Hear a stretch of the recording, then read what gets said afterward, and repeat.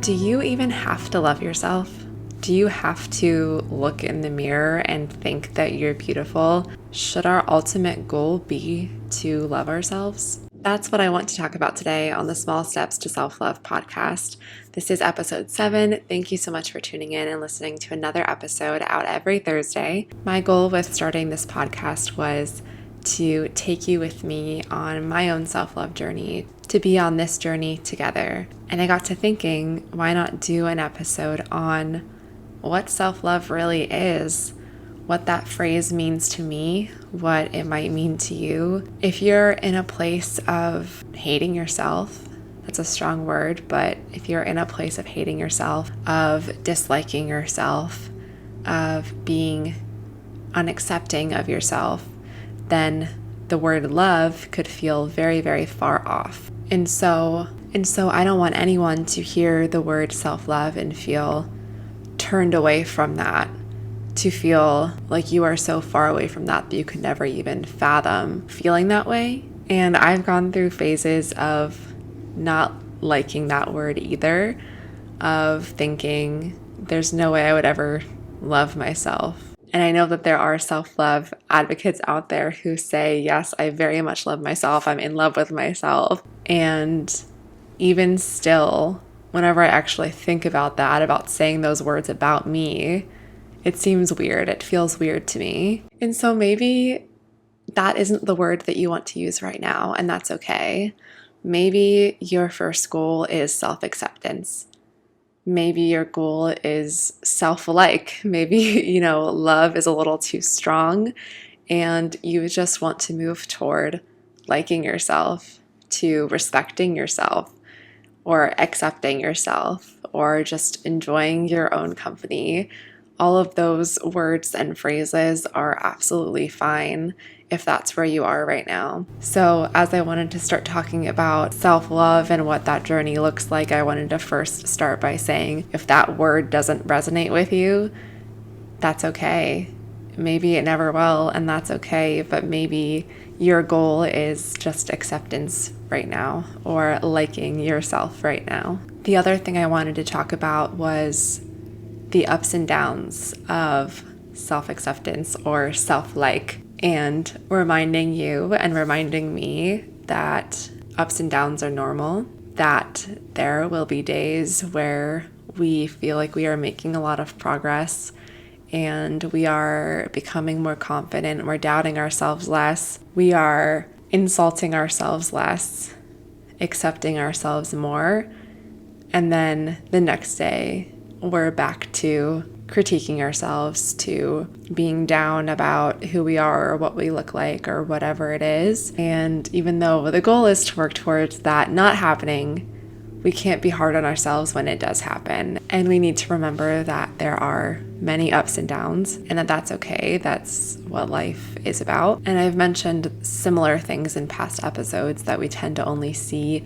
the good in people's lives, especially with the internet. And we don't really see a lot of people's downs, a lot of people's critiques of themselves, and days where they're not loving themselves or not liking themselves. And so we have to remember that we aren't seeing the full experience of everyone. We have to remember that our journey is our own and that each day is different, and to not be hard on yourself, and to give yourself grace on those days where you don't like yourself, where you are judging yourself a lot or critiquing everything you do or making mistakes and you aren't forgiving yourself for that. Just remember that it is okay, that tomorrow is a new day, that this is a long-term experience, this is a long-term journey that we are on, and that we can't change in a day. We can't wake up tomorrow and love ourselves, but we can continue making progress. We can continue growing, and we can forgive ourselves on those days where we're feeling down or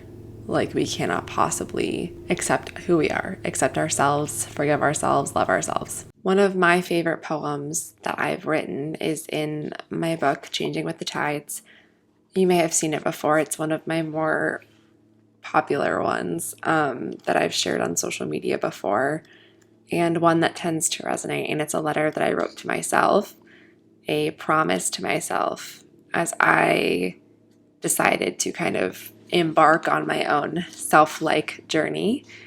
It's on page 112 of the book, Changing with the Tides, and I am going to read it for you. And this ties into today's small step for you, which if you're new to the podcast, I give you a small step each week for you to take with you that week and try to do. And it's just meant to be a little task that kind of gets us closer to our goals of self-love / self-like. If you are in a safe area where you can close your eyes, go ahead and close your eyes while I read this to you. To the person I am today, I promise I will start loving you again. I just need to remember how it feels to be proud of you, to look in the mirror and be in awe of you. I just need to remember what it was like before I told you you weren't good enough. I buried you alive, piling doubt and loathing onto your body like soil, so only I can bring you back to life. And I will, I promise. So that was my letter. That was my promise to myself. And for this week's small step, I want you to write a letter to yourself too. Starting with that phrase, to the person I am today, write a note or a letter or a promise to yourself as you are today.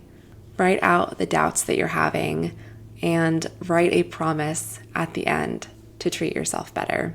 It might feel a little weird to do, but that's okay. We're stepping out of our comfort zones. This is all part of the growth journey. If you don't like to write, you don't want to write, you can say it out loud. You can talk into your phone using the voice to text feature, or you could even stand in front of the mirror and say it, which could be really powerful, watching yourself say this promise to you.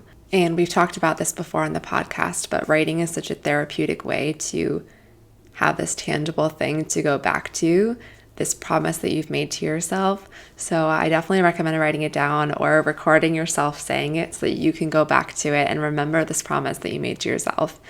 And if you're someone who kind of needs accountability for things like this, you could write it down and share it with a close loved one if you trust them to share it with.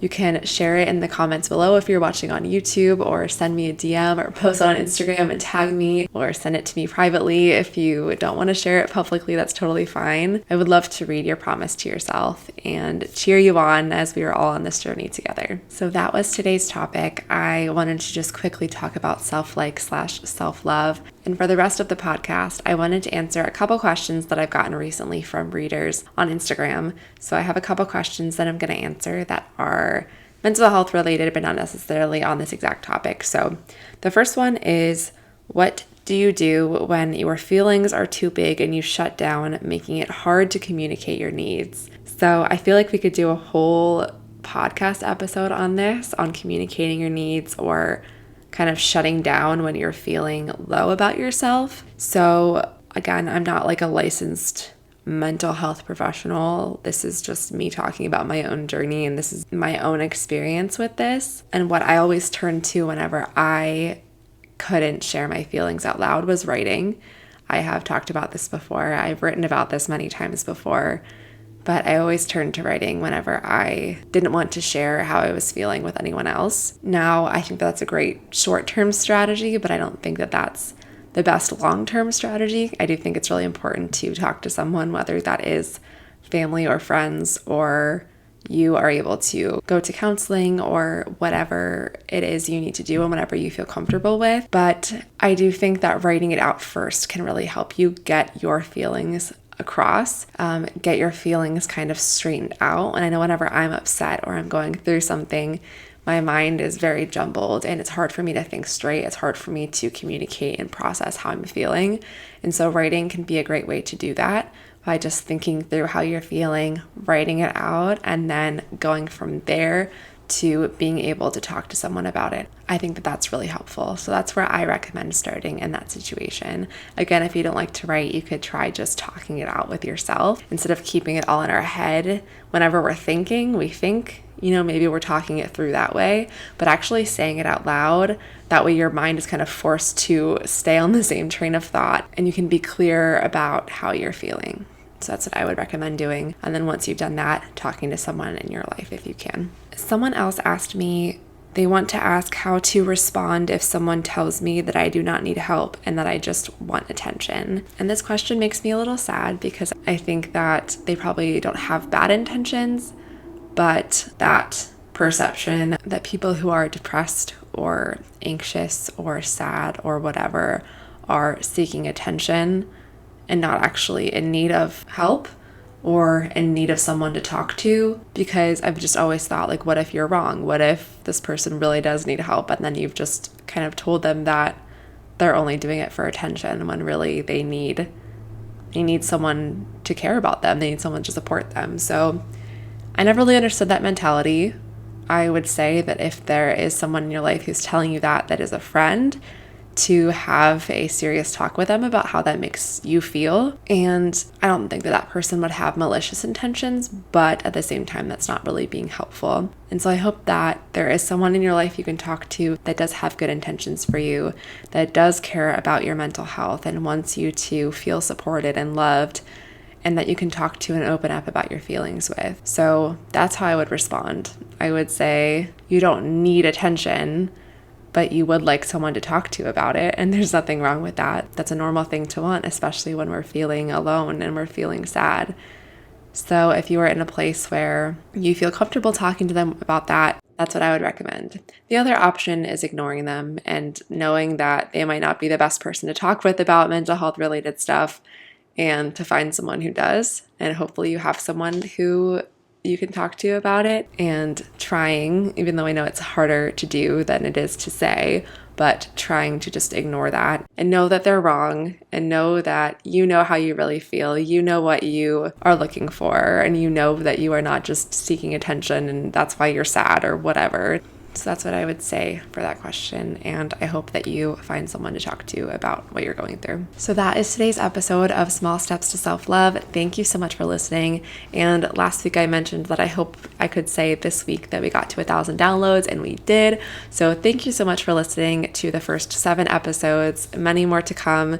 If you have any questions for me that I can answer in future episodes, or you have any topic requests for future episodes, please leave a comment, leave a rating, a review, or send me a DM on Instagram, and I'd love to hear from you about that. So have a great rest of your week, and thank you again for listening.